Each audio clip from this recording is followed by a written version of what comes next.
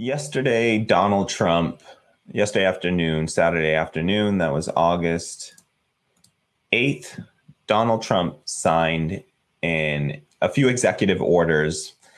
And I just wanted to discuss some of those, really talk about we'll talk about the executive orders themselves and some of the implications of them, the legality, of course. Anytime you're talking about Trump, something you gotta call into question. And so let's go through them and see what we have on our hands here. So this is from CBS News. Trump signs measures to boost economic aid, but could face challenges. So President Trump signed an executive order and 3 memoranda Saturday, meant to provide economic aid to those struggling during the coronavirus pandemic, with additional benefits for the unemployed and tax cuts for workers. The executive actions are intended to bypass Congress, which has been deadlocked in negotiations to extend relief and could face legal challenges. The actions, if implemented, would provide $400 in added unemployment benefits for those out of work because of the pandemic and defer payroll taxes for those earning less than $100,000 a year, which is most people in the country. Unemployed workers had been receiving a supplement of $600, a benefit that expired on July 31st. In one memorandum, the president directed the Treasury Secretary to defer payroll taxes for workers most in need from September 1st through December 31st. The payroll tax, which takes money from workers' paychecks to fund Social Security and Medicare, would still eventually be owed by workers unless there is further government action. Mr. Trump also asked the secretary to explore ways of canceling the debt. Okay, so let's just stop here really quickly and just go over this, what they're saying these executive orders were. They said there is the one that probably stands out to most people, since there were about 30 million Americans that have been impacted by the recent deadline or discontinuation of the federal pandemic unemployment compensation, which was the $600 weekly benefit that was added to your weekly unemployment benefits. Trump's executive order says at least it seeks to provide $400 a week as opposed to the $600 a week. So that's $200 less a week, about $800 less a month for everyone. But still a better situation for most people. They would say, I think they'd agree, they'd rather have the 400 than zero right now, which is what Congress has provided at this point. So where he seeks to get the money from, that's a point of interest, and that's something that we're gonna discuss further. So that's one thing. There's also so there were a few other additional executive orders. We'll come back. Just to note here, one thing that I want to point out right at the top here, where they say that he's talking about doing a payroll cut here. So the important thing to note on that's where, now, while the unemployment compensation would be a nice thing, although again, we'll get into where he's taking the money from and what that means, because this money hasn't yet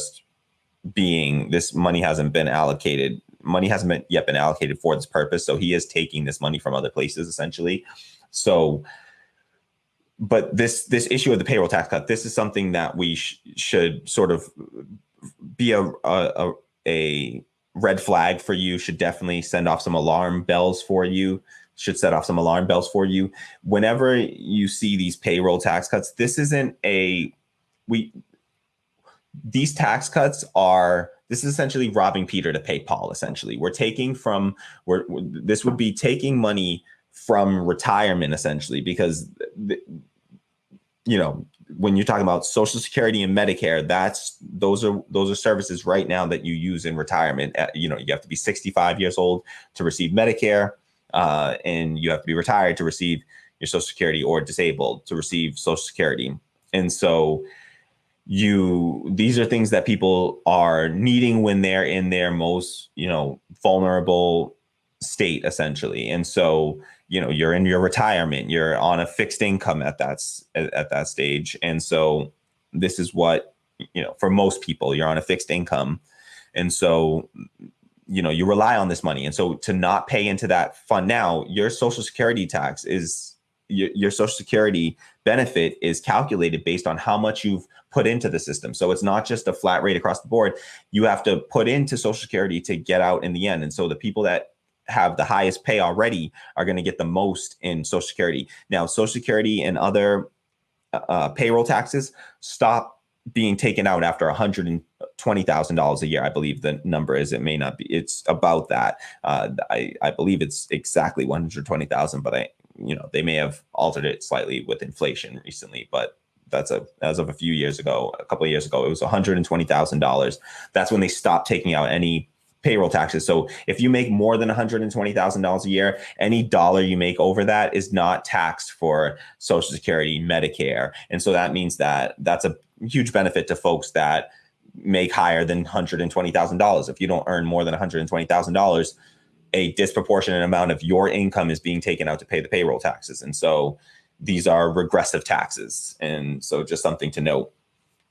So, but this is really important. Whenever you see someone talking about a payroll tax cut like this, this means that you're reducing the amount of benefits that a person is going to have because they're not offsetting in any way. And so what this does ultimately is reduce the amount of Social Security that you'll receive in retirement. And so this is going to make decisions like this set a generation up for a more riskier and less secure retirement. And so that's just something that should definitely be noted here about these executive orders. That is not an economic stimulus, and it's a very short-term, short-sighted stimulus that really takes away from your own retirement in order to make it through this emergency right now, when really this emergency was was at least exacerbated by our government. And other governments have been able to handle this without mass unemployment. Germany went from 5% to 6% unemployment over the course of the pandemic, where the U.S. went from 5 to over 15% officially, but unofficial numbers had it up well over 20%. And so moving along, reading from the CBS article, measures relating to taxes and spending typically require legislative action by Congress. The president expressed doubt his orders could be challenged in court and said that he believed Americans would receive the promised relief quickly. Mr. Trump's executive actions also seek to extend a moratorium on student loan payments and consider ways to halt some evictions and foreclosures. So that's about the brunt of the executive orders here. We have unemployment benefit extension, federal unemployment benefit extension, $400 a week. You have a moratorium on evictions and student loan payments being extended. So I don't know. I don't have it down here exactly when that would extend to, but I'm guessing that it would extend out till when the rest of these measures extend to, which is about the end of, sometime in December. And so this would halt evictions for a few months longer and foreclosures, as well as student loan payments. And so those are all, those are things that are definitely welcome, and those need to be done. These are things that you have to do in order to ensure that the economy doesn't completely collapse. And so those are, some of the bare minimum things, and those are much less controversial, the evictions and foreclosures. And so in order to help us understand this better, what I'd like to do is just take a look at, NPR interviewed a legal scholar who weighed in on this and the constitutionality of these executive orders, because again, as they mentioned here in this article, the president expressed doubt his order. Measures relating to taxes and spending typically require legislative action by Congress. There's sections of the Constitution that discuss appropriations and how funding can be appropriated for government spending. And the president, typically, it's Congress who holds most of the power in controlling that spending. However, in times of war or national emergency, which we are definitely within, over time, Congress has given power to the president in order to it increases the executive power of the president so that they can actually, in fact, move funding around. Thanks for watching Radical Democracy Podcast. I'm your host, Kamali Rose. Please like and share this video, subscribe to the channel, and if it doesn't bother you, hit that bell below to receive notifications whenever we go live or launch a new video. Please leave your thoughts in the comments below, and if you can afford it, do me a huge favor and head over to my Patreon at patreon.com/radicaldemocracy and throw me a few bucks. Whatever you can afford, it goes a long way, and I will greatly appreciate it. It helps the channel to continue to exist and to grow, and I really appreciate the support. Thank you so much, and I hope to see you soon. All right, peace. All right, that was a good one.